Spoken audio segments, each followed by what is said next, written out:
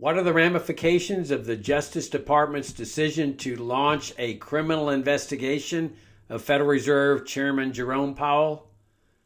Join Richard Ebeling and me in this week's Libertarian Angle as we examine that question.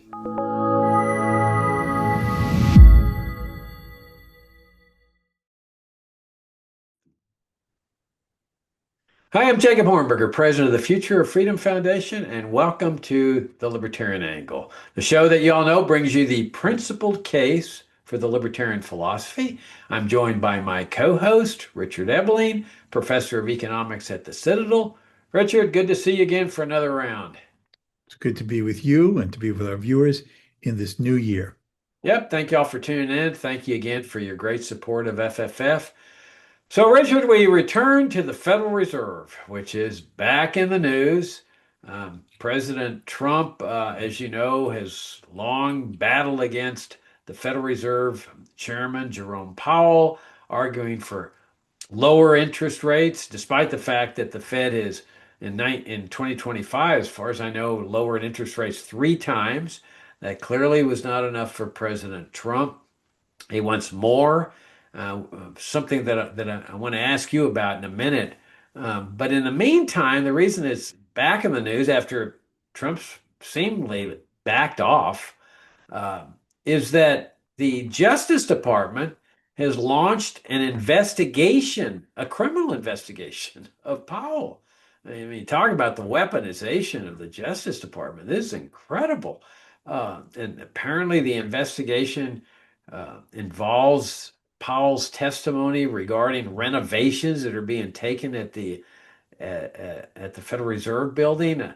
I imagine that what they're doing is studying his testimony scrupulously, looking for a gotcha, saying, "Oh, you didn't give the right figure here on how much it's costing, and you committed perjury." I mean, that's what I assume what's going on. We don't know the details of the investigation, but interestingly enough, after Powell has taken sort of a passive approach to all of these attacks on Fed independence, um, feeling that it would be unseemly to get into a big battle with Trump, Powell has come out swinging. I mean, coming out with a video saying that this whole thing is designed to intimidate him into doing something that he feels should not be done, and that he's ready to fight.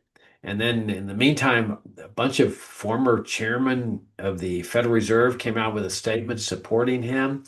It's quite incredible development. Now, Trump says that he doesn't know anything about this, which is very possible, but that only means that his sycophantic supporters in the Justice Department are just doing it because they feel that it'll please Trump. It'll make him happy that they're going after Powell in this way. Uh, as you know, Richard, as libertarians, we don't favor the Federal Reserve. We favor a free market monetary system. But the whole idea of the Federal Reserve was that it would be independent of politics, independent of control, because we all know that presidents and Congresses and government officials love to print the money, to buy votes, debase the currency, blame it on the greedy, rapacious private sector that's supposedly raising prices, but really what's happened is the value of the currency is getting debased. And so the idea was make the Fed independent. And my question to you is, why do you think Trump is so obsessed with lowering interest rates? I mean, what the heck is going on in his mind? What is he hoping to achieve with this process? Well, let me sort of elaborate on the first part of your comment just now, and then talk about his motives, because that explains the context. Um, the idea that the monetary system, given the fact that for hundreds of years it's been presumed that the control of money, the creation of money is the prerogative. It used to be the king, now just governments. It came to be understood by the classical liberals and the classical economists of the 19th century that this was a tool that invariably had been seen to be abused by governments going back to the ancient Greeks and the Romans. And the British had fought a nearly 25-year war with France from 1793 to 1815, when Napoleon was defeated at the famous Battle of Waterloo. And through those 25 years, the British government constantly hammered away at the Bank of England to give them loans to cover the war expenses, fearful that they couldn't raise the money just through taxes for their expenditures. And the lesson of this was because the Bank of England was reluctant to do this. It was a private bank. Because they said, well, if we print money to cover your expenses, people are going to turn in those banknotes because it's supposed to represent sums of gold. And if they keep turning in these created banknotes, we're going to run out of gold before we run out of notes that are being reclaimed. And so the British government imposed the Restriction Act of 1793, which made it no longer the obligation of the Bank of England to pay good on notes, that is, redeem the notes in gold. And the lesson was that during these 25 years of war with France, Britain suffered, by historical standards, relatively high inflation and a depreciation of its currency on the foreign exchange markets. The upshot of it was that when the war with France ended, the British government followed a policy under the pressure of all those who had been concerned about these things, including free market economists like the famous David Ricardo and others, Jean-Baptiste Say in France, to restore a gold standard, which they did in 1823, at which point the Bank of England was now obligated to view its notes in circulation not as the money, but as claims to the money which was supposed to be, once again, legal gold money. And that continued until 1914, in Great Britain at least. Now, were there sometimes pressures on the British government during certain crises in the 19th century where the gold redemption was very briefly suspended? Yes, but that was political pressures. But the rule, Jacob, the rule is presumed that we cannot trust, as you were saying, that the government's hand be on the crank of the monetary printing press. And the independence rule under the gold standard is that the monetary authority, the Bank of England, did not have the power to just print notes either to extend loans to people in the private sector or to the government, that they could only have as many notes in circulation as represented by the gold that depositors had deposited with them and could withdraw at any time. Now, that was the rule, independence through a gold standard. The hand of the government off the monetary printing press through making the money supply independent and outside of government control. Now, unfortunately, in the 20th century, this has not been the case. First in the First World War, and then certainly during the years of the Great Depression, the world, including the United States, just went off the gold standard when we're left with paper money. So in that setting, those, regardless of where they are often on the political spectrum, in terms of economists, has usually said that you don't want some crazy politician trying to buy votes to just be able to turn that monetary printing press handle. So the Federal Reserve, the central bank, is supposed to be, quote, independent, assuming that they're wise, judicious people who know how to properly manage the money supply, et cetera, et cetera. But it's not open to the changing winds and currents of everyday politics, which politicians would always be tempted to abuse. So this is the setting of previous heads of the United States Central Bank, the Federal Reserve, whether it be people like Ben Bernanke or Janet Yellen, who were appointed by Democratic presidents, or someone like Alan Greenspan, who was a Reaganite Republican. The idea is that if there's going to be a central bank, and regardless of how wise or not the monetary managers may be as individuals, you separate it from the hands of the government so that if any mistakes that occur, you're minimizing the political day-to-day influence on it. And that is why all of these people, including a public letter by heads of foreign central banks, have all come out in support for Jeremy Powell in this case.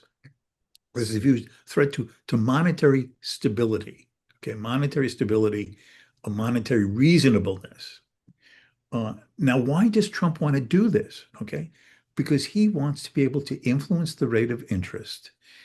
The rate of interest influences what? mortgages on homes. It affects the cost of borrowing for businesses. And Trump is like, I'm going to make America great again. I'm going to make housing affordable. Well, make the loans cheap.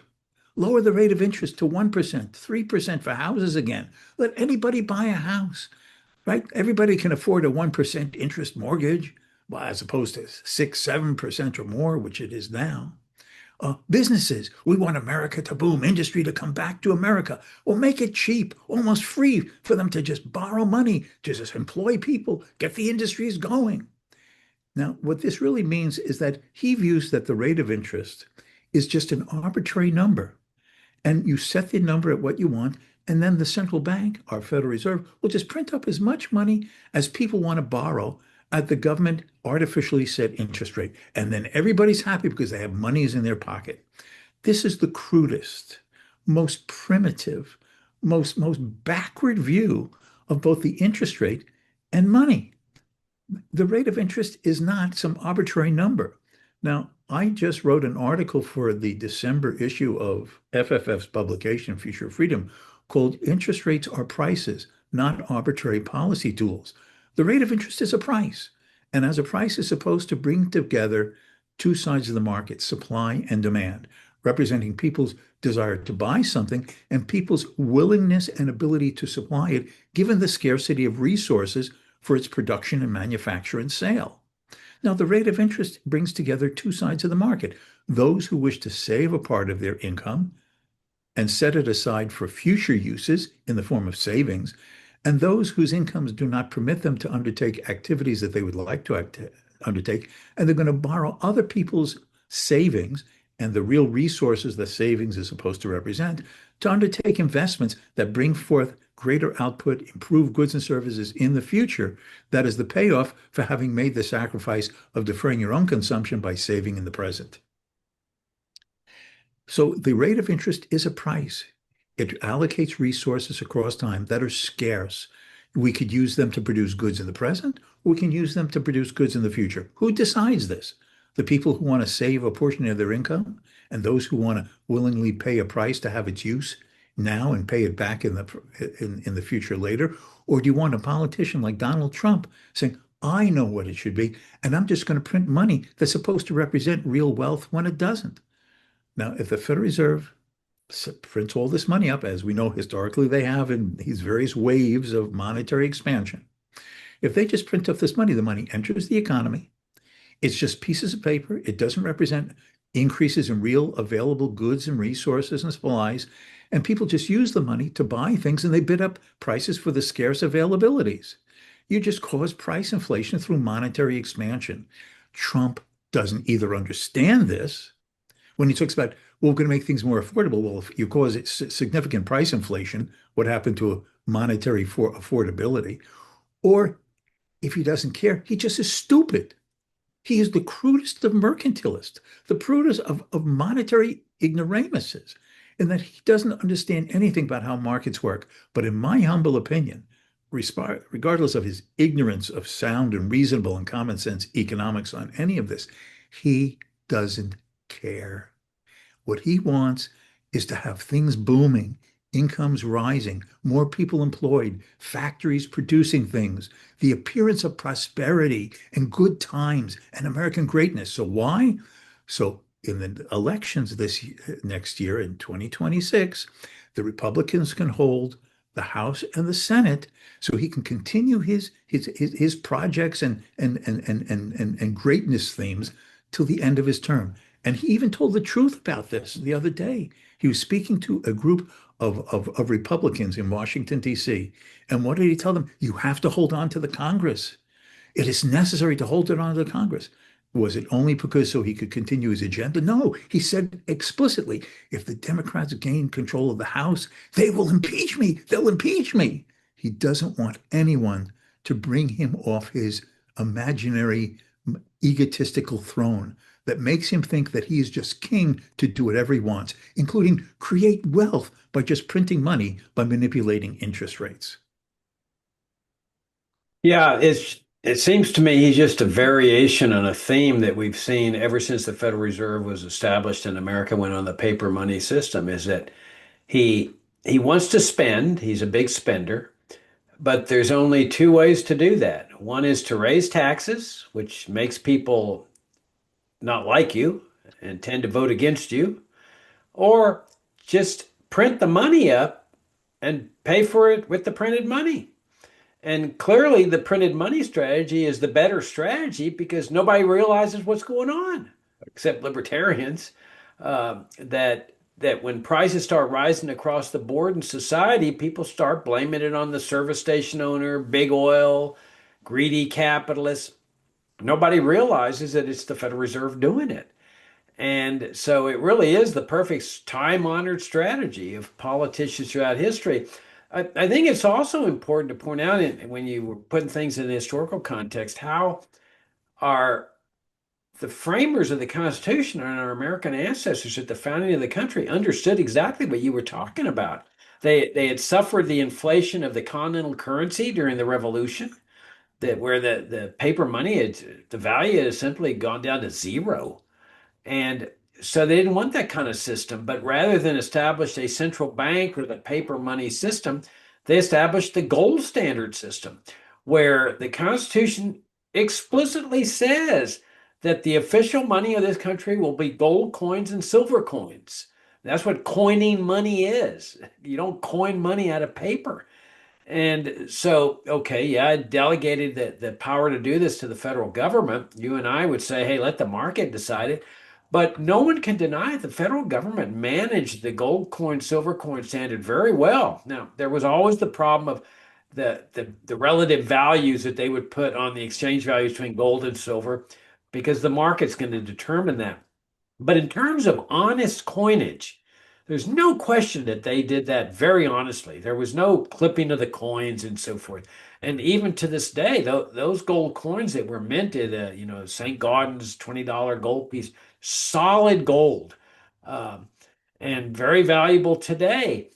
But no no president could get around the system. You didn't need a Federal Reserve to control them because you can't print gold. You can't print silver coins.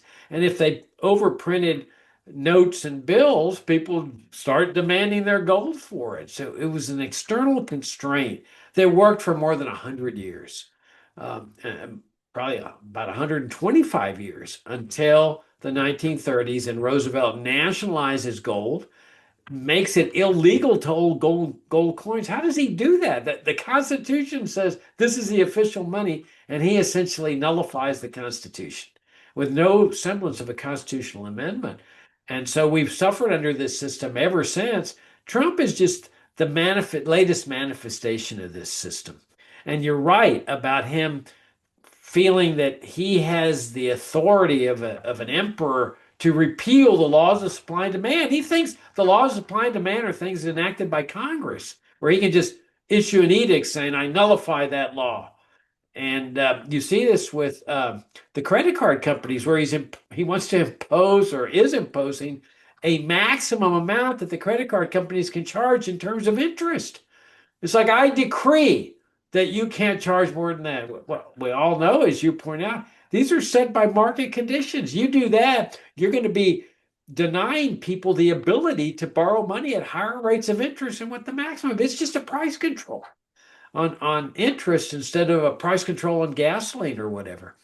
But finally, Richard, it's this mindset in America that it's the job of the president to manage the economy. I mean, that's what fascinated me. Nobody questions that. It's like, well, they may disagree with his policy of here, do this, do that, but nobody goes to the fundamentals and says, what in the world is the government doing managing economic affairs? I thought we were supposed to be a free enterprise country. That is a country that is free of government interference, free of government management. Instead, everybody just takes it as a given that it's the job of the president to manage the economy. We need to send the Republicans back into control because they're managing the economy well, or we need to boot them out because they've mismanaged the economy.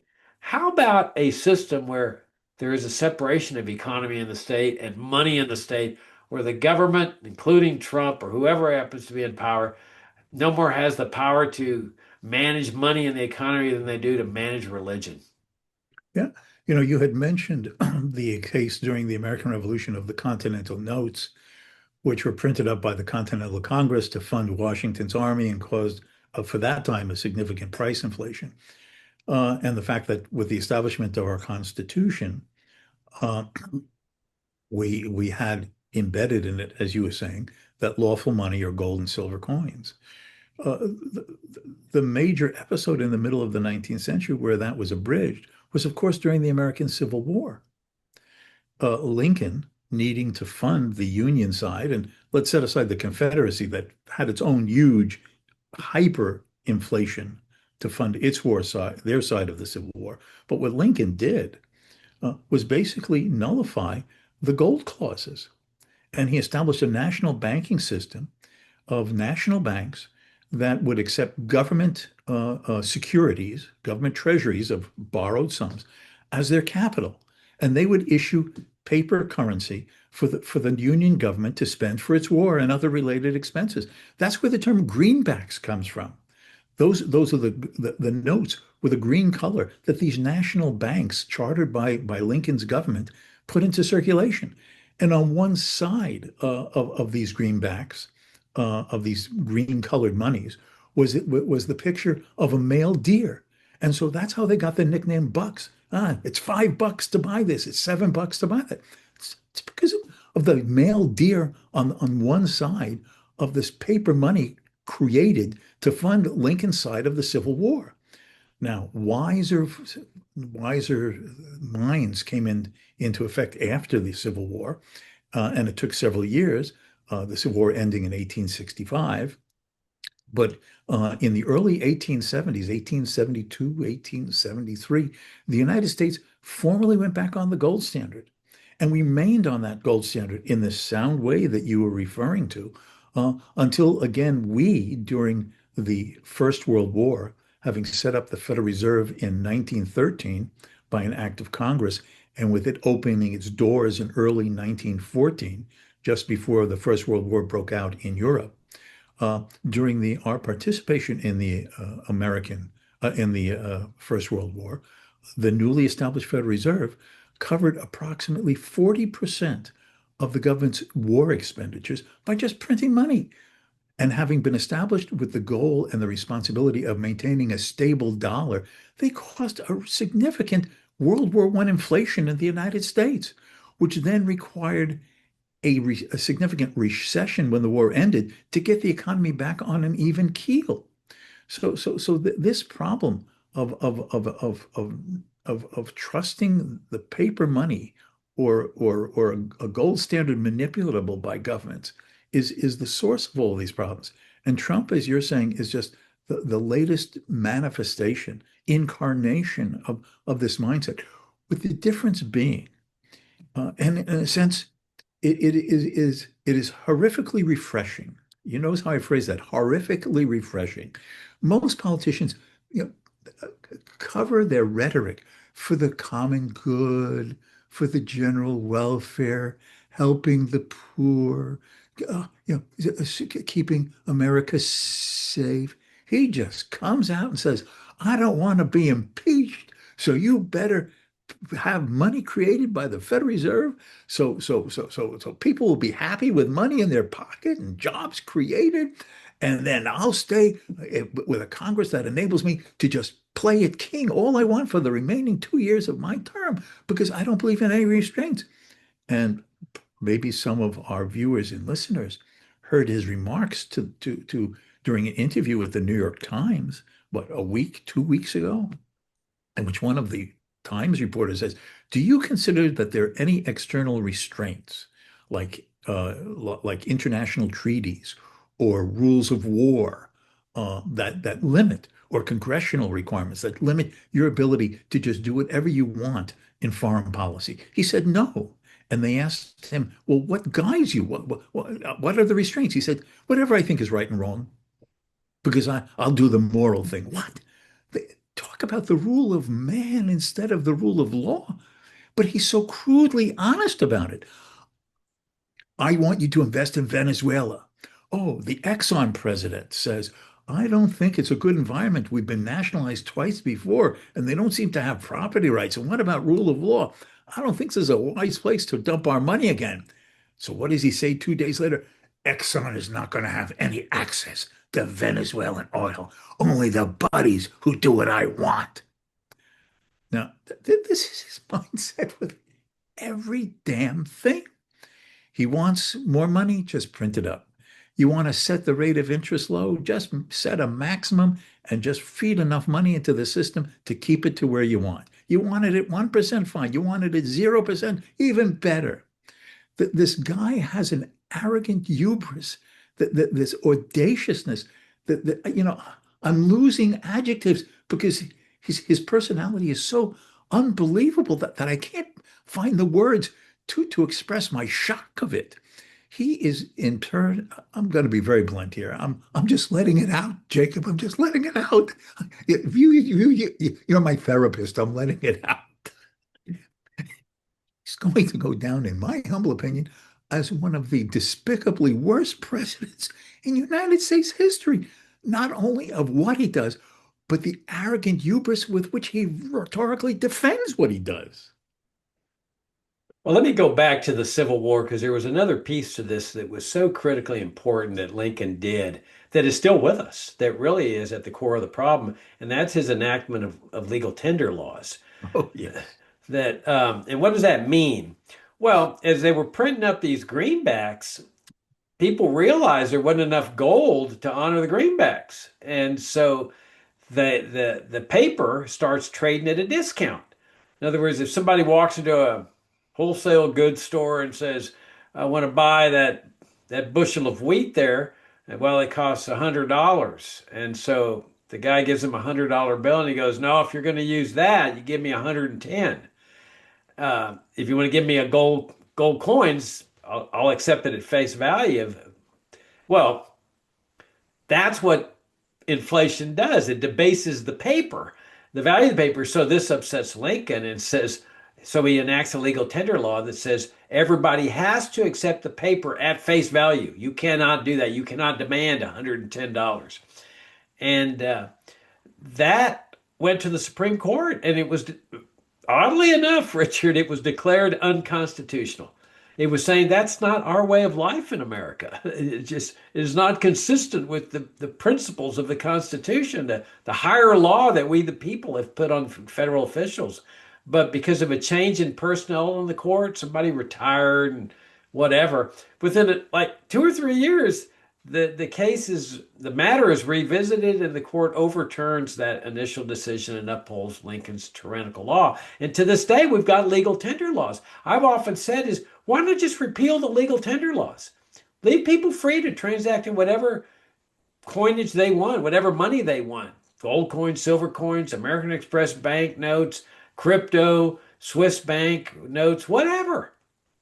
But they don't want to do that. They keep this monopoly so that people like Trump can just go over there and keep flooding the marketplace with cheap money as a way to ingratiate himself with people, keep control, and as you say, exercise this unbelievable power. I mean, I really don't see any limits on his power at all. I never thought I'd live under a government where of omnipotent powers. I don't see limits on his powers. He's killing people in the Caribbean with impunity. They're not worried about it. If a federal official kills somebody in Minneapolis or whatever, they immediately rally to his defense and make sure that they take over the crime scene and come to the guy's defense. And he raises taxes on his own initiative in the form of tariffs. He's issuing edicts, executive orders. He's threatening to invade or attack Greenland and bomb Iran without any congressional approval. I don't see anything. And what he's done is, I've often argued, Richard, that what we have in this problem, in this country is the problem with really bad systems like the national security state system or the welfare system or the drug war system. This guy has mastered the levers of power. That's what makes him dangerous and different. He has, in the 4 years that he was out of power, he figured it out. He figured out, how can I exercise these levers of power with immunity and impunity? And he is now doing it. I mean, he look at all the irons in the fire he's got. is fascinating. And it's all a matter of control. Control here. I'm controlling university. I'm controlling law firms. I'm controlling Venezuela. I'm controlling Iran. I'm controlling this, controlling that. I'm controlling the Federal Reserve. He has put it all together, and that's what makes him so dangerous. But as you were suggesting just a moment ago in talking about his approach and his attitude, this did not happen in a vacuum, as you were suggesting.